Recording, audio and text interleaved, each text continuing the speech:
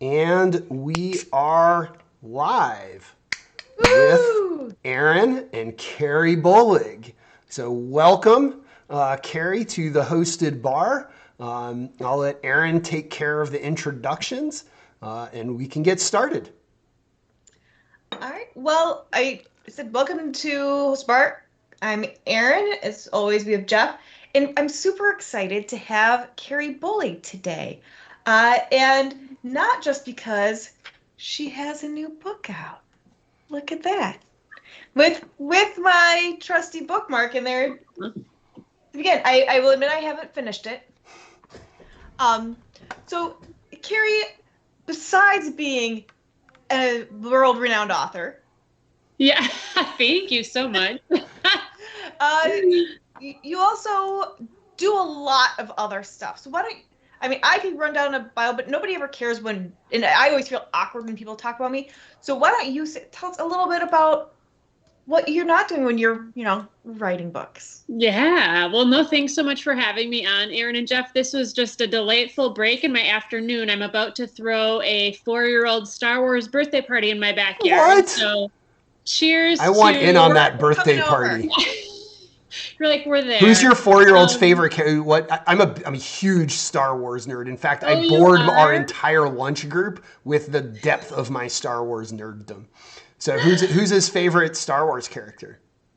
Well, you would have to ask him because he's like way more knowledgeable than I am, but he enough. just got like a life-size baby Yoda stuffed animal for his birthday. Nice. I thought it was like that big, but it was like this big. And I just spent the last 20 minutes blowing up inflatable lightsabers, which my son doesn't even have toy weapons, so I don't know what made me decide to like give a bunch of 4-year-olds like lightsabers, but it's going to be a fun party. So I want to go to the party with a bunch of 4-year-olds with inflatable lightsabers. Exactly. That's the party. It does kind of sound like a dream now that you're saying it. So that's what I do. I spend a lot of time with my kids. I've got a 4-year-old and a 7-year-old. My husband, Craig, and I, we own all our businesses 50-50. So we are locked arm in arm on pretty much most things in life, although we have very different backgrounds, different skill sets. So we also like operate fairly independently. And his background was in commercial banking. Mine, it was in early childhood education and youth athletic coaching. So my background, the onset of my side hustle journey was like right after graduation. I was still in college, about to graduate, just had that gut check of like, okay, I did the things I was supposed to do more or less, but then I compared like where I wanted my life to be down the road versus where it was headed. And there wasn't like a lot of overlap. We call it the fulfillment gap. And ultimately I had to make some choices just about like being open-minded and being willing to pursue other avenues and also figure out, other skill sets I could maybe acquire to just diversify a little bit. So really, both of us started side hustling in our 20s. We started out in more of like the affiliate marketing, network marketing space because it was practical and scalable. We could get in the game. We've done a lot in terms of coaching and education, public speaking, rentals, investments. Craig is actually now a part minority owner of a tech firm. Nice. We've started our own podcast, wrote the book. We've got a nonprofit. So it all sounds kind of impressive when you do the list, but they're all side hustles. We've never built a front hustle, in fact. So we're just kind of like a walking billboard of like doing something very part-time, but doing it in a way that you can scale over time and balance it with initially having jobs. Like I had a great career as a teacher. I didn't hate my job. It wasn't setting me up with an amazing lifestyle. So that was like the reality check, right?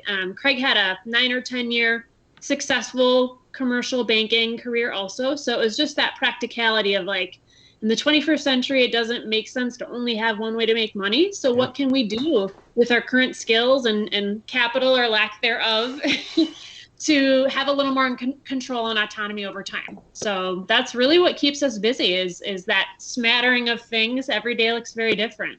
That's awesome. So one question often comes up is when is it a side hustle or a side gig, and when is it a hobby? I think that's a really good question because a lot of professionals, maybe they want to go into consulting, but they're currently getting paid with like 6 packs of beer from their buddies. to like do some tech work, or maybe it's landscaping, whatever it is. I mean, that might be more of a hobby, but if you can monetize it, it can convert over time to more of a side gig and then a side hustle. In the book, we discern side gig from side hustle more clearly, where like a side gig might be more limited in scope or more temporary, versus a side hustle is something that you can progressively and incrementally build out. You can actually scale it and potentially over time actually make it into a bigger operation that could replace one's income. And so we talk a lot about like defining your life vision first. Like, don't just go blindly start a side hustle, but identify like, what am I like, where does this have a place in my life and what do I want to yield from it? Because a lot of people start side hustles, very few finish. And how do you finish? Actually defining what like finishing really means to you in terms of like expectations and lifestyle and all that. And I just realized that I forgot the most important question at the begin that we ask at the beginning of all of them. What are you drinking? Because this is actually great. I'm so glad you asked. And Erin and I were giggling because she almost had the exact same drink, which is random. But I've seen a bunch of Instagram ads for Seedlip. It's an NA. I don't know if you'd call it a liquor or a mixer, but it's NA. And then I was in northern Wisconsin and happened to see it in a grocery store. And I was like, this is destiny. So I got a bottle and it's delicious. I mixed it with like a mint cucumber lime mixer and I'm into it. Yeah, we have a bottle of it here that is still yet unopened. I'm with you. I'm not quite down with calling it liquor. So I have a hard time with the NA liquor concept idea.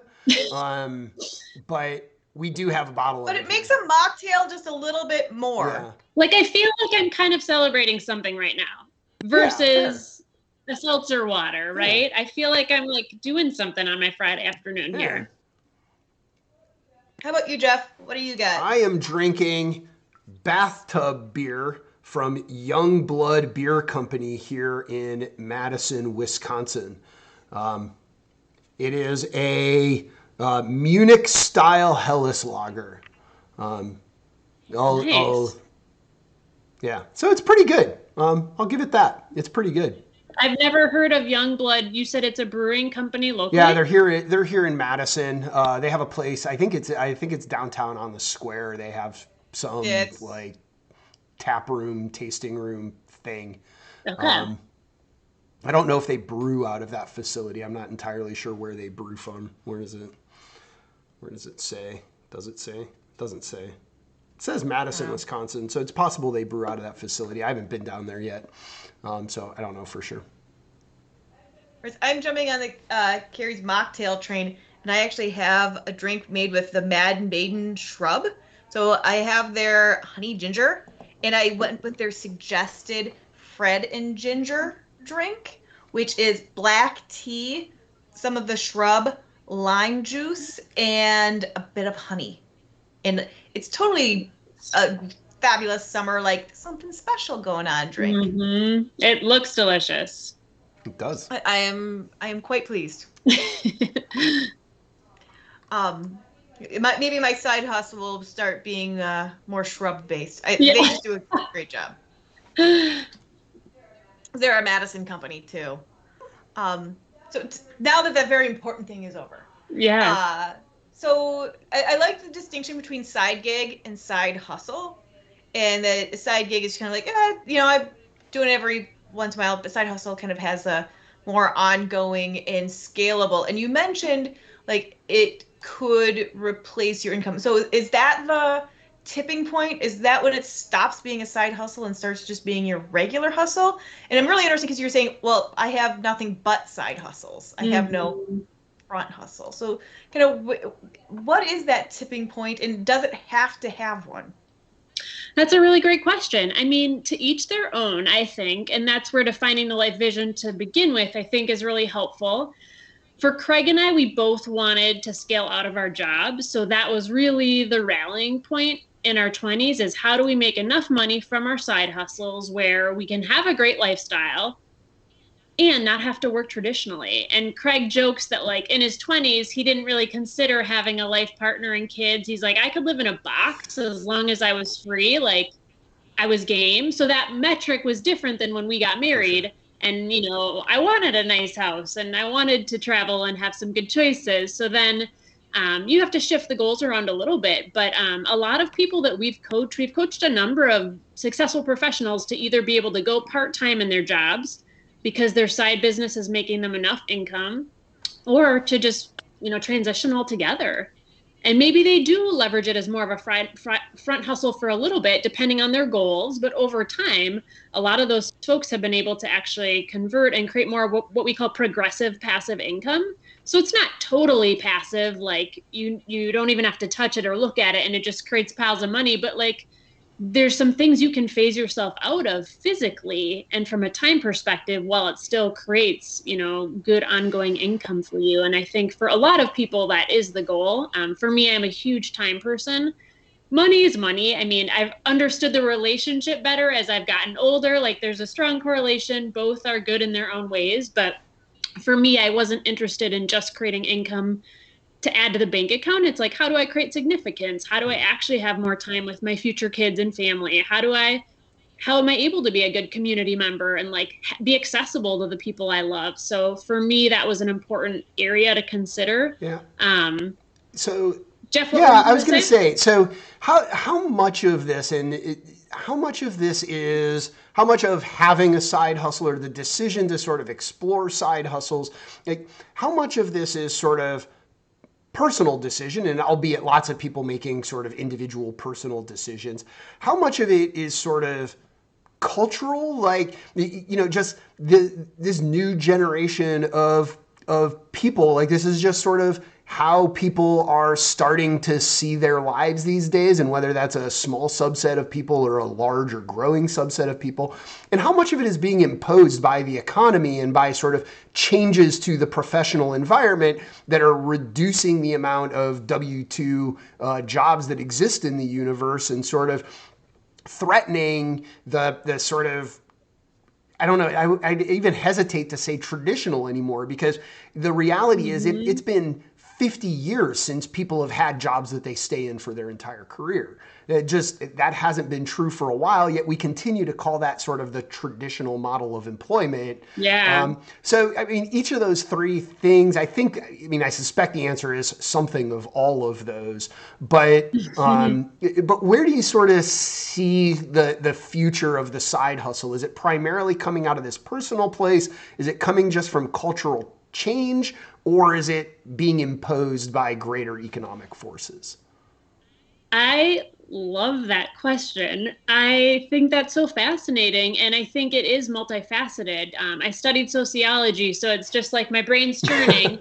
I think there's definitely the personal element where a lot of people, I think for probably a while, haven't loved the limitations of a job, but I think for a lot of reasons, people maybe haven't felt like they had other opportunity or other options, or maybe didn't have the confidence or a roadmap to be able to do that. And with less job security than ever, there's also more opportunity than ever. And I think that's a wide gate that's open for more people than there ever has been.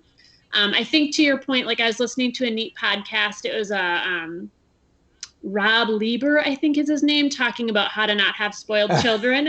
And it was all about like money management. And he just talks about how people in their 20s these days have such different decisions to make. Like people are having to pay into their healthcare like never before as employees. And the amount of student debt people have incurred is like never before. Yeah, we could do an entire episode on student debt. We could do an entire episode on that. And he said something so well put. He said, people's biggest financial decisions that are lingering with them for sometimes decades after they make it is college education. And we're handing that decision over to 17-year-olds. I know, crazy. Who the biggest expense they've maybe paid for is a bike per him, right? And I think that's a big thing. It's like the economy has a major role to play. And I also think the pandemic, the timing has never been better for a side hustle, because people had a year to like really reflect. They had that experience of working remotely, probably working 25 hours to get a 40-hour job done, and being like, what am I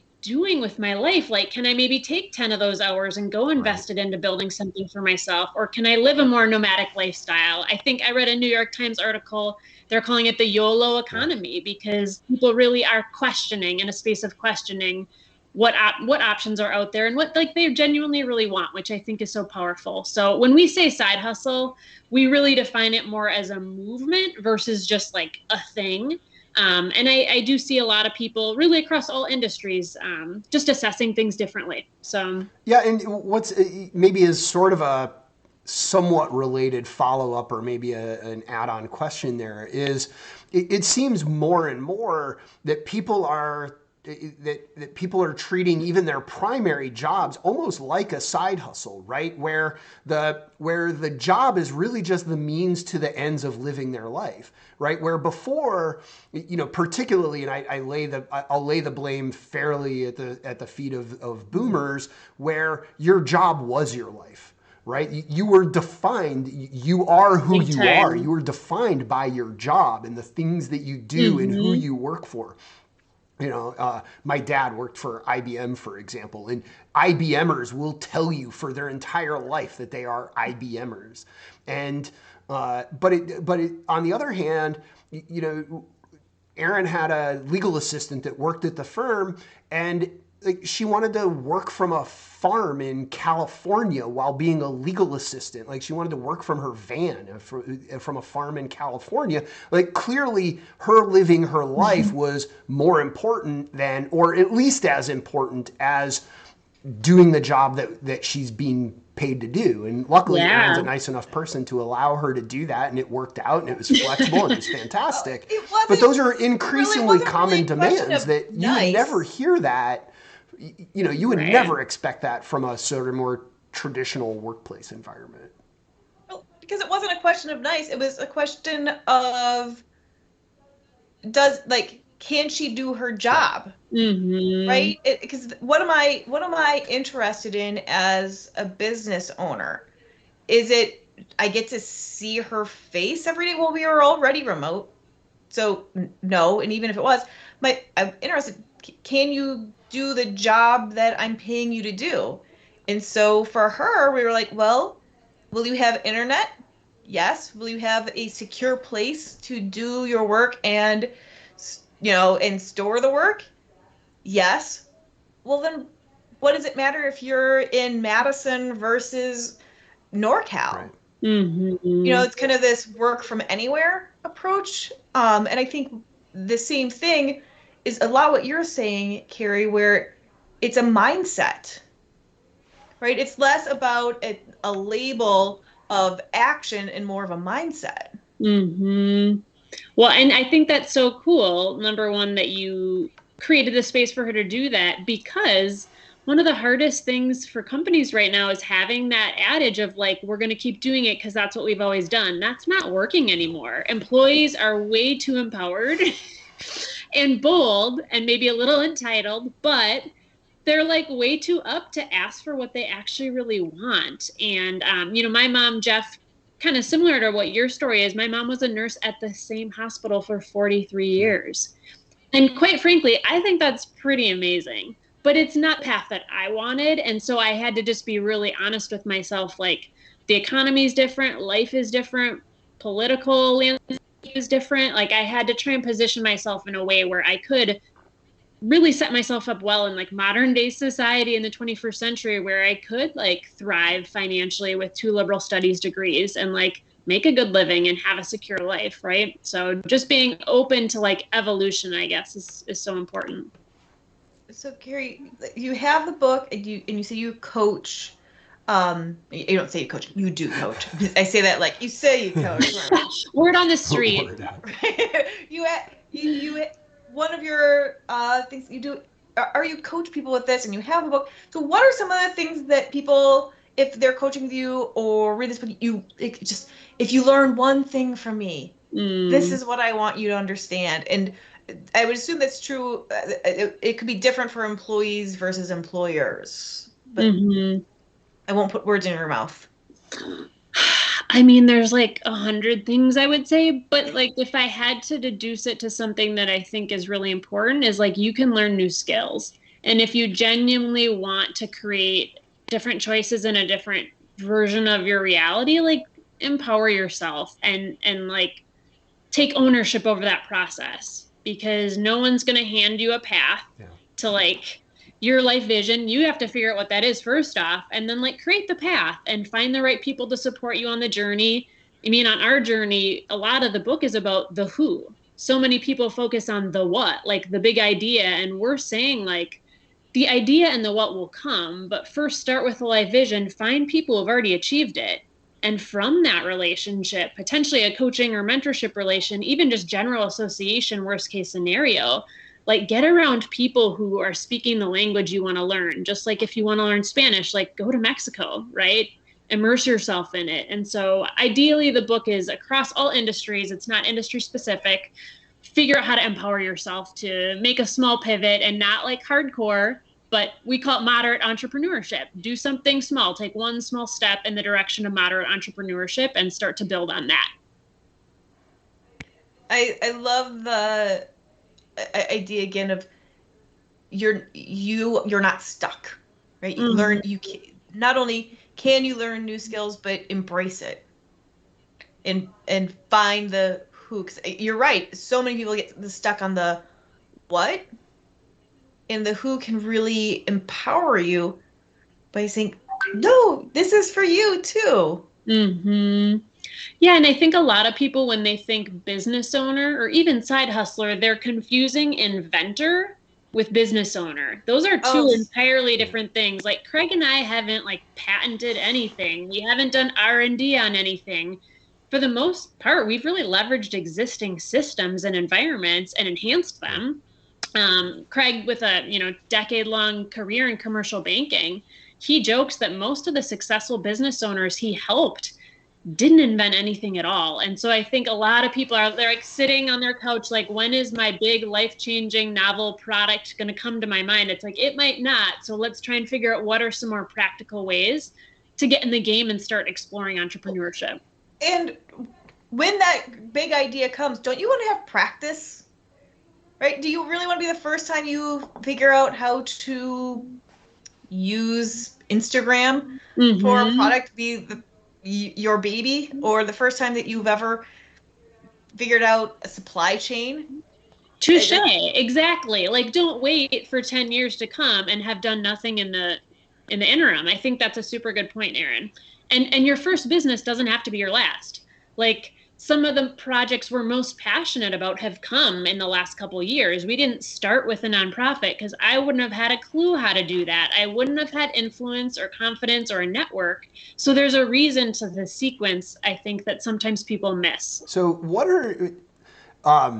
are some of the resources that were really helpful to you as you were sort of stringing together your side hustles, right? And I do a lot of work in entrepreneurship. I do a lot of work with people who are similarly situated that come out of a consulting background or sort of stringing a number of things together. And everybody sort of comes at it for different reasons and in a slightly different way. But one thing that I've found is that all of them have needed some sort of support and resources while they're trying to get that side hustle going, trying to figure out where exactly their passion is leading them. And for some, it's as simple as I need a co-working space. For others, it's the mentorship and the network and there's a whole lot of different kinds of resources that are available for people. What are some of the ones that you've been able to take advantage of, or maybe critical to helping you guys really get yourself started and established? Yeah, so similar to what you said, Jeff, like the relationships, coaching, mentorship, people who can actually help us. And like we would do weird things to get around people who have created the success we want. We've always just been fairly fanatical about that. And I think unfortunately people are a little too timid. It's like DM Mel Robbins if you want her in. Like do bold things, right? If you have bold frustrations, do bold things, come up with bold solutions. And if you hit and miss, like nothing has really changed most likely. So just go for it.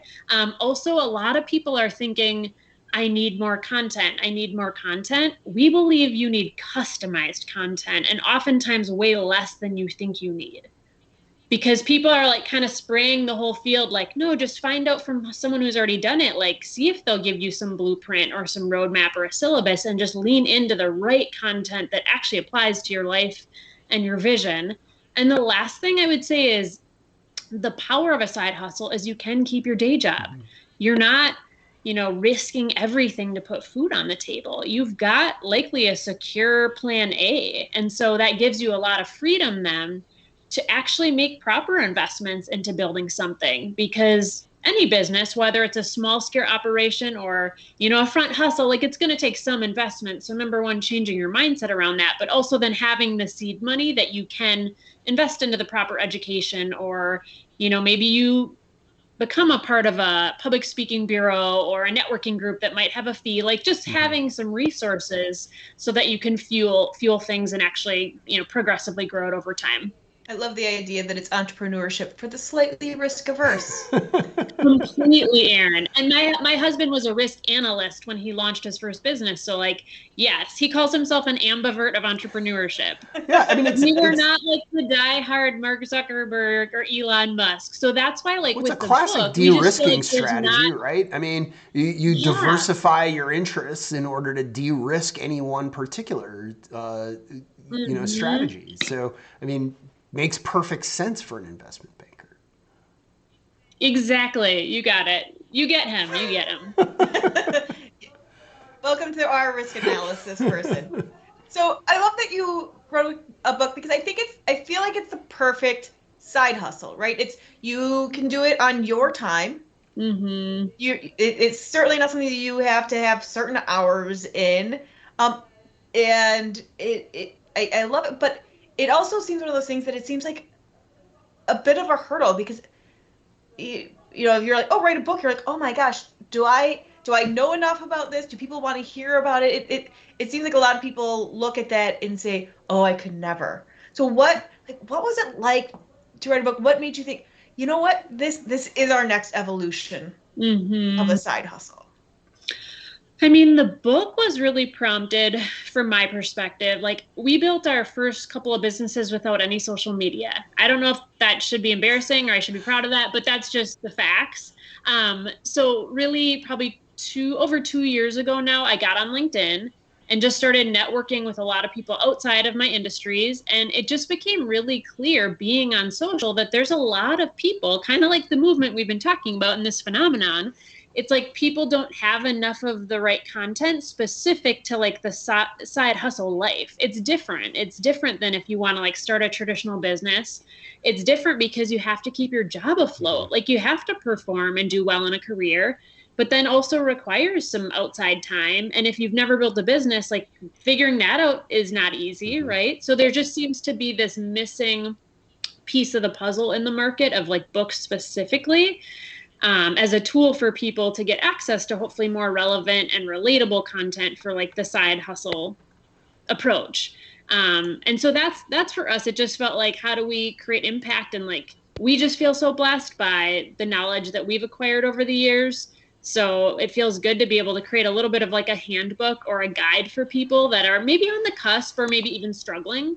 I think one of the hardest things to watch is like a struggling entrepreneur who they're putting their heart and soul into things, and being, in the law field, as I'm sure you've seen a lot of struggling entrepreneurs, and that's like gut wrenching because we know the pain. Like, entrepreneurship is hard some days and some weeks. And so just trying to support that movement. And neither of us are writers, so it was hard. Like, I wish I could be like, it was super easy. And in fact, the first month I was like, this is so easy, just like kind of just blog typing almost. And then the reality, like, we got a good publishing deal with McGraw-Hill, a major publisher, and they kicked our asses. Good. I remember there was one moment looking at one of my drafts, like, I don't know if it was round 2 or 3, but the editor, who is this like amazing East Coast woman, she just said like, I hate this. And I was like, damn, all right. Good. We're changing. Yeah, you need that stuff, right? We soften it. Yeah, and I loved it. I loved it so much because it was like I'm playing at a different level right now. And I love that she can shoot me so straight because she knows I can handle it and she knows that the book can be better. And so we both tell people, like we say, it was the most like grueling mental experience. And it also just feels really cool to have accomplished it. I wouldn't say I like dreamt about writing a book as a child, but like the more experience we had, it's like, no, this would be a really neat thing to be able to share with people. So that's how it evolved. And we are hopeful it impacts people in that way. So last month's speaker was Cynthia Delaria about how entrepreneurship isn't for the faint of heart. Mm. And so exactly what you're saying, it can be hard, it can be scary, and it can be, especially when people are like, I hate this. I also like the idea of the side hustle of it's you're not putting all of your eggs in that basket. So if they hate it, you're like, oh, okay. Well, let's how do we make it work? And it's not just maybe it's not everything. Well, and Aaron, it's funny you say that because like we have no expectation of making money from this book, like no expectation. And so that's kind of fun too, because we can just write it because it feels like the right thing to do for us. McGraw-Hill versus needing it to like be this big profit maker, right? It's like we just hope people enjoy it and that it impacts the right people. So. I think Jeff's point of that McGraw-Hill might be having other expectations. True. Well, I'm sure they'll make money with it, but when you don't self-publish, you kind of relinquish quite a bit of your profit over with pros and cons of that. But we're glad we went with such a great firm, so we feel good about it. Nice. And I also love that you just keep coming back to that niche, right? Like niche. And that's true for pretty much every entrepreneur's journey, whether it's side hustle or not, is know what your niche is. You're not for everyone. Mm-hmm. If you try to be for everyone, you're for no one. And so really understanding this is what I'm doing. This is why I'm doing it. And kind of like where you're saying with the who and the how can be just important, especially with the side hustle, because you can't devote 100% of your time on it. Mm-hmm. And I think that's a good point. Side hustling is not for everybody. We talk about that in the book, like particularly if you're not willing or interested to do things in the off hours, which is fair. But like if you work full time, then what you have left over is usually evenings and weekends. So I think that's an important question to ask oneself. And then also just like, do you have the right expectations? Because if you're looking for something that maybe just produces like pretty quick income, there's probably other ways to create that versus a side hustle where you are really kind of like actually trying to build something, and it might take multiple years to really start creating that profit, and having the right expectations around that I think is important. Fabulous. So just to make sure we can, get the plug-in, you don't have to figure out if someone wants to read your book and get it, where can you get it? I know you had it on Amazon. Mm-hmm. It's on Barnes & Noble, Goodreads, like kind of all the major outlets actually. It's also, you can go to our website, tandemconsulting.co. So there's links there. And we also have some free downloadables, like for developing out your life vision, assessing what side hustles for you, some different tools that we reference in the book, but they're freebies on our site if people want to access those as tools. Awesome. Well, we're at, actually, I think even a little over the half-hour mark. So thank you so much, Carrie. We really appreciate you coming and joining and teaching us a little bit about the difference between side gig and side hustle and how to keep moving on that hustle. Yeah, well, I love talking about it. It's been super fun and really great to see you both. And cheers to you both. I hope you have a good weekend. And if Jeff, I see you at my Star Wars party. Yeah, I'm totally in. Yeah, I'm coming over. Thanks, Carrie. All right. Happy Friday. Take care. Friday.